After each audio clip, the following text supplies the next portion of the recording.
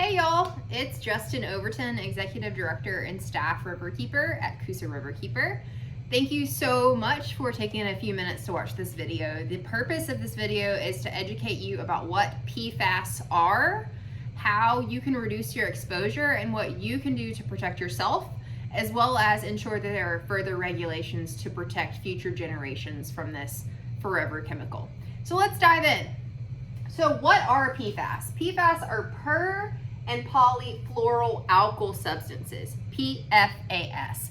They are an umbrella of chemicals that can have over 9,000 PFAS identified under this umbrella of chemicals. The other thing to really notice is that PFAS are widely used from a commercial, an industrial, and a consumer standpoint, meaning that we're finding PFAS in all kinds of things that we use and interact with on a daily basis. So it's really, really important that throughout this video, you think about what products you may use or buy that could contain PFAS and what you can do to further protect yourself from exposure to this harmful chemical structures. So the really scary thing about PFAS is that PFAS has no half-life that's been determined by science. So this is a really persistent chemical compound. And when I mean persistent, I mean literally no half-life found by science. So it has not shown any breakdown in nature or throughout any testing. So what it's in, a lot of folks are familiar with PFAS because it's been found in Teflon or non-stick cookware. Other places are stain resistant and water resistant clothing or textiles, in a lot of cosmetic products. Food wrappers, so pizza boxes, candy wrappers, as well as like microwave popcorn, PFAS is in it. Firefighting foam, which is really important. So our first responders mean so much to us at Coosa Riverkeeper. So the idea that we are putting our first responders in harm's way by exposing them to firefighting foam with PFAS is vitally important for those of you like myself that have first responders in your family. Additionally, it's found in carpet manufacturers. So as y'all may know, Georgia is a huge hub for carpet manufacturing. And so a lot of the issues that we deal with on the Coosa are actually downstream impacts from the manufacturing of carpet, as well as the leachate from landfill. Another way to call it is like landfill juice. Like leachate is just like the liquid left over after the compression that takes place in a landfill. And so that like leachate juice, trash juice, if you will, oftentimes has PFAS in it because the stuff that we're putting in our landfills has PFAS in it.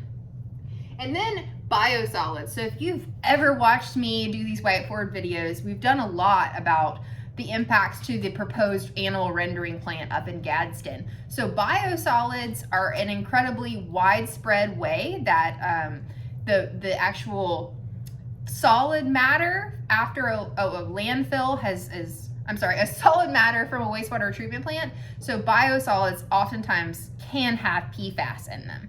So if you need to know more information about PFAS in general, you can visit coosariver.org/PFAS contamination to learn more about what PFAS is. So let's switch gears and let's talk about what does this mean for your health. So I think it's important to note that this issue is huge because PFAS is found throughout our soil, our blood, throughout wildlife, and throughout all kinds of ecosystems because it is not just persistent, but it also bioaccumulates. So if you imagine that a mayfly has a little bit of PFAS in it, well, it might get eaten by a small bait fish, and that bait fish might be eaten by a larger fish, like a largemouth bass. And that largemouth bass, you may go out into the Coosa River and take it home. So you are unknowingly allowing the magnification of the contaminant, but also the accumulation of the contaminant as it moves up the food chain grows. So that's why it's really important to learn how to limit your exposure. So from a health standpoint, it's got scientific links and studies to all kinds of cancers, kidney and liver disease, reproductive issues, issues with hormonal destruction, and immunodeficiencies. So the way that this PFAS can impact your life can be in a myriad of ways. So it's incredibly important that you not only understand what these chemicals are, but also what their health impacts are. It's important to note that science shows that most people in the United States have already been exposed to PFOA and PFOS, which are both chemicals under the PFAS class within our blood, but also within a lot of these products that you touch every day. For instance, our team learned this week that one Starburst wrapper has 330 parts per trillion of PFAS. The current regulations for drinking water is that it should have less than 1 part per trillion for a lifetime health advisory. So it's really important as we go through this video that we talk about what this means for your health, but also what our responsibility is versus what the responsibility of the polluter is to ensure that we, the people, are protected from this known carcinogen and known toxic chemical. So possibilities of human exposure can be in 6 ways. So the first way could be drinking contaminated water from your municipal water supply or contaminated well water. The second could be eating contaminated fish. This is important to note because currently there are no fish consumption advisories for PFOA or PFOS in the Coosa River system. We have learned recently that our state agencies are going to be testing the Coosa system this year. This is the fall of 2022, and for PFOA and PFOS. And so hopefully we will have a better understanding of if there are fish contaminated with this. But I think it's safe to say that if you're in an area that already has an issue with PFAS contaminated water supply, that it's pretty fair to say that there's a potential for the fish tissue to also be contaminated with PFAS. The third way is swallowing contaminated water or soil. You may be thinking, Justin, what are you talking about? I'm not out there swallowing water. You may not be, but your dog might be out there drinking water from the river, or eating dirt because it's got all kinds of stuff in it that they want to eat, or maybe small children swimming in the river or sticking dirt in their mouth. So that's definitely something to keep an eye on your fur babies and your literal babies from ingesting water or soil that have PFAS in it. The fourth way is eating food grown in or near places where PFAS are spread or manufactured. I alluded earlier to biosolids being a huge problem for the potential for PFAS. The fifth way, eating food packaged in PFAS-laden stuff. So again, microwave popcorn, pizza boxes, candy wrappers. So that's another way. And then the last one is using consumer products.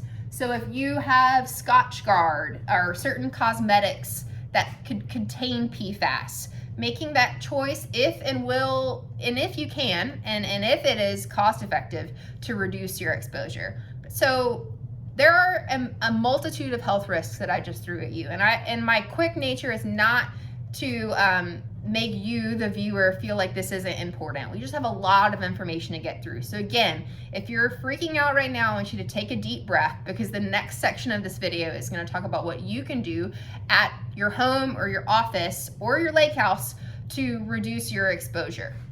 So how you can protect yourself. You can purchase granulated activated carbon filters for your refrigerator, for your sink, as anything that you do with water that you could be ingesting. And I think it's important to note that ice counts too. So remember, even if you don't get water from your refrigerator, it's important that for the ice that your freezer makes is gonna need to be protected as well.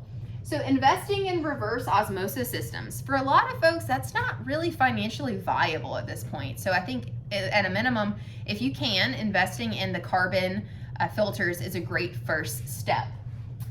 Third one is limiting your consumption of fish from contaminated water, and hopefully as the next year progresses, we have more information about where fish are contaminated with PFAS, and we can provide that information to you at coosariver.org/fishguide.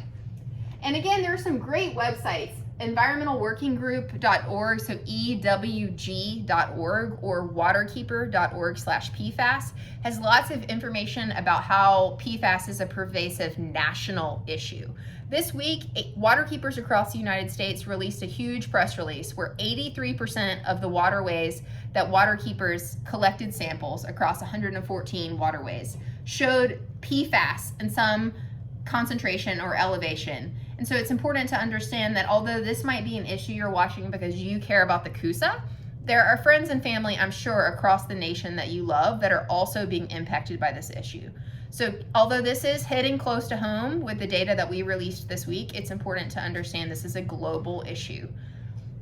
So now we need to move into what can we do next? And the thing that we want to talk very quickly about, because this is a part 1 of this video, is in part 2, we're going to go into what our data that we released this week means. But let's talk about this Clean Water Standards for PFAS Act. Our office has had conversations with our Senators Tuberville as well as Senator Shelby to talk to them about why this Clean Water for PFAS Act is so important. And so I encourage you to reach out to your elected officials and tell them that we need this act passed, and we needed it passed today. Because PFAS doesn't just affect us today, it also impacts future generations, because this is a bioaccumulative chemical compound. So this act sets a deadline for the EPA to develop water quality criteria, as well as place limits on some of the industrial PFAS discharging that's entering our waterways, which means that this act really puts the onus on the polluter to stop or limit and then be regulated how they discharge PFAS into our waterways, into our landfills, so on and so forth. It applies to the 40 compounds that are within the PFAS study that Waterkeeper released. So if you're interested in learning the specifics of what those compounds are, again, you can visit waterkeeper.org/PFAS to learn what those specifics are, or tune in to part 2 of this video. So the Clean Water Standards for PFAS Act really prioritizes certain manufacturers like textile, chemical, rubber, as well as metal finishing, landfills, and synthetic fiber manufacturers such as carpet. So again, the purpose of this act is to regulate this harmful chemicals that have been persistent in our land, our air, our blood, as well as our water, to ensure that we can not only curb the production and the manufacturing and discharge of this, but that we have ways that we, the people, can enforce these regulations using the Clean Water Citizen Suit provision. This week was the 50th anniversary of the Clean Water Act. If you're interested in learning about what the Clean Water Act means and why this Clean Water for PFAS Act is so important, again, swim on over to CoosaRiver.org/CleanWaterAct101. But last but not least, I want to say this on a personal and professional note as the Coosa River keeper, is that it is not fair for us, the consumer, to bear the burden that has been placed on us by industrial dischargers to clean the water that we rely on for not just recreation, but most importantly for our drinking water. Again, stay tuned for part 2 of this video where we talk more about what the data that we released this week for the Coosa River means and what we can do together to hold polluters accountable. See y'all next time.